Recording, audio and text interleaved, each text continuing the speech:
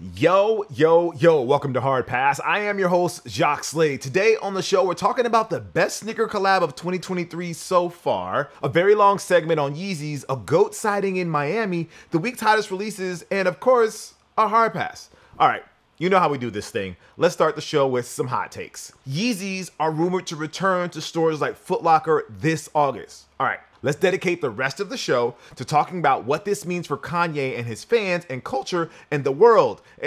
Or maybe we don't do that. Yeah, no, there's actually interesting things to talk about this week, like this walking, talking Grimlock. I mean, look at this video by The Verge. I want this. Now, if there's a voiceover where he talks trash about Trash Ass Ultra Magnus, I'd love it even more. I'd trade every Yeezy I have for this $1,500 robot. Wait, do I even have Yeezys left in this studio? I don't know. We've got our best look yet at the upcoming Travis Scott Air Jordan 1 Golf that are reportedly dropping this October. We've got a ways to go before that, so expect to see Travis get his golf on over the next few weeks, maybe even host a celebrity tournament with everybody wearing his golf shoe. What I want to know is, will it come with that 1-year waterproof warranty that other Jordan golf shoes get? Is Travis gonna cover me if I do what I'm supposed to do with golf shoes and that's just f them up? The world really needs to know. Carmelo Anthony received an exclusive Jordan care package that celebrates his career. Bet DJ Khaled is begging anybody who will listen in the meeting to send him one of these two. Anyways, the Air Jordan 2 2-pack includes a gold version of the PE Melo wore while he was in Denver and a second pair in the color of the other team we associate him with, the Oklahoma City Thunder. What?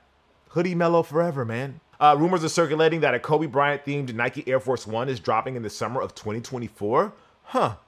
Is this how that Kobe brand starts? I guess we'll just have to wait and see. As of this recording, Aime Leon Dior is letting you reserve a pair of their New Balance 860 V2 collab that will drop sometime between February and March of next year. And what do you know? Not a single hassle.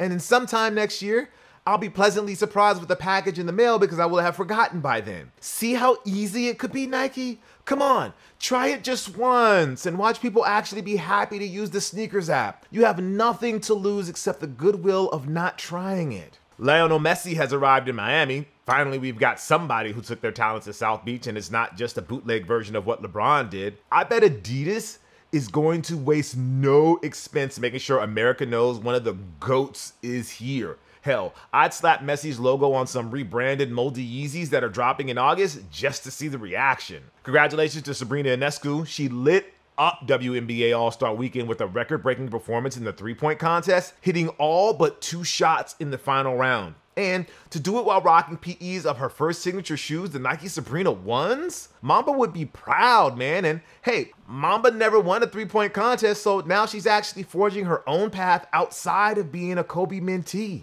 All right, it's time for the heat check, where we bring you everything that's dropping this week. We have the Nike Air Force 1 Command Force Gorge Green on the 25th for $130. The Nike Dunk Low Rush Fuchsia, that's going to be $120. The Nike Dunk Low Athletic Department in University Blue, that's $110. The Nike Dunk Low Panda, it's a restock, that's on the 26th for $110. The Women's Air Jordan 1 Low OG UNC to Shy, that's for $140. The Martine Rose and Nike Shock MR4 Safety Orange, it's on the 27th for $200. The Jordan Luka 2 Nebula, that's on the 27th for $130. The New Balance 990 V6 made in the USA, Mindful Gray, that's on the 27th for $200. Women's Nike Dunk Low Cacao Wow on the 28th for $110. The Nike Zoom GT Jump 2 Alpha Wave for $180. The Reebok Question Mid Tobacco for $170. The Bad Bunny Adidas Campus on the 29th for $160. The Air Jordan 3 Palomino on the 29th for $200. The Clot Nike Dunk Low What The on the 29th for $150. And this is actually a Juice Store exclusive. So besides the Panda Dunks restocking yet again, there's apparently a handful of Dunks either dropping for the first time or restocking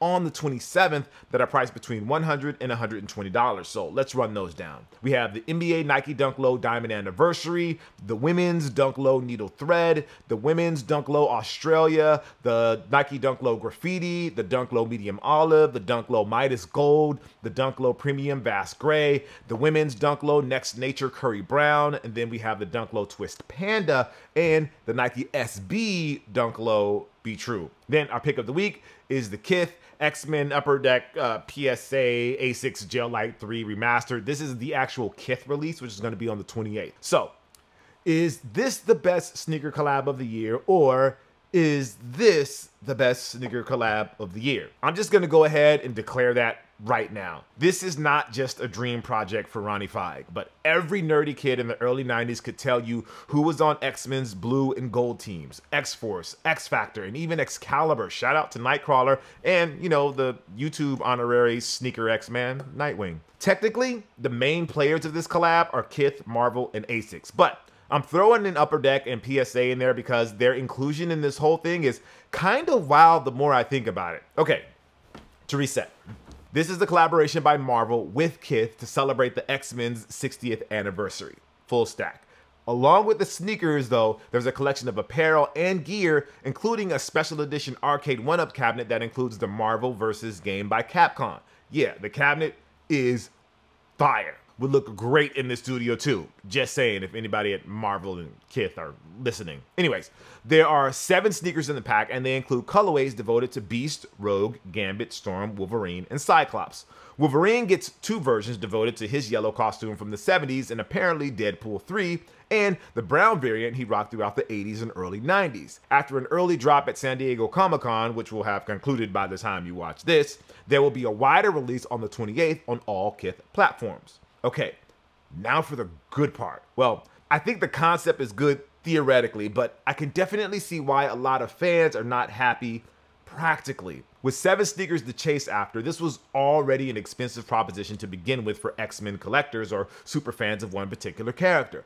But Kith added a juggernaut-sized monkey wrench to the equation by hiding every pair inside a sealed Mylar bag. You won't know which colorway you get until you buy a box and open the seal. In other words, it's a blind box. And we know how the sneaker community feels about the controversy over mystery boxes at SneakerCon. And if that weren't enough, true believers, there's another piece to chase after that is sure to drive up the price even more. Along with the sneakers, each box contains a matching trading card of the character they pulled, but it's not just any X-Men card. They are remakes of the 1992 Uncanny X-Men set by Impel featuring artwork from Jim Lee by Upper Deck. That's right, Upper Deck. The company who has the exclusive autograph rights to Michael Jordan and LeBron James, but hasn't had an NBA trading card license since 2009. Well, they own the rights to Impel's intellectual property, including their old designs like the 1992 Uncanny X-Men set. But how? So, the same year they dropped the first Uncanny X-Men set, Impel changed their name to Skybox. In 1995, Marvel acquired Skybox and merged them with Fleer, who Marvel picked up in 1992. This is going to get nerdy, so stick with me. However, by 1999, as part of Marvel's bankruptcy process, Fleer Skybox was sold to the family that owns Rite Aid, where they remained until they finally closed their doors in 2005. During the liquidation auction, Upper Deck won the rights to Fleer Skybox, including all their old designs and work. It's why you see Upper Deck constantly retro old Fleer and Skybox concepts. It's why Kith was able to bring back the 1992 Uncanny X-Men design complete with Jim Lee artwork for the sneaker collab. Got it. You got that part. But the cards are not just reprints of the 1992 set. They are given the modern treatment, which means shiny cards galore. See, you can't just be pumped to pull a Wolverine sneaker and a Wolverine card. You have to find out if you got the common base version of the Wolverine card or the rare variants that are limited to just 25 or 10 or even 1. Luckily, you'll know right away if you got a rare card because those will be slabbed and sealed inside an airtight holder courtesy of PSA, aka the company that made so much stupid money during the heights of the pandemic era as everybody rushed to get their crappy cards graded in the hopes of cashing in. What makes the PSA holder unique to these cards is that they will have Kith branding too, marking the first time PSA will share the honors. So, to recap everything, the non-PSA slabbed cards, while cool, probably won't be worth that much on eBay. The cards slabbed by PSA, you might cover the cost of the shoes if you sell them. But if you pull the black one of ones, just know that Kith's Ronnie Feig is looking for them. But I'm betting he's not the only X-Men superfan out there with money to burn. During a video for Kith's blog, Ronnie talks about his dream for this collaboration. He wants to see people out there initiating trades for the shoes that they do actually want. I mean, like that might happen amongst the comic book diehards or at a sneaker con where there's lots of people around to be witnesses, but it's not all of a sudden going to spark a new wave of people trading Yeezys for Jordans or the other way around. People are looking for that lick, and if they see potential in chasing the one-of-one cards, that will drive the prices of the boxes up, and that will upset the people who just want the shoes and the cards they want. Imagine buying a blind box from this collab and not getting the character you want. It's not going to be easy to find a trade partner. Like, that's not a good feeling, man. There's a big difference between paying $2 for a pack of cards in 92, hoping to pull a Magneto hologram and getting nothing but dupes, and paying hundreds of dollars in 2023 to get a Gambit sneaker when you actually wanted Rogue.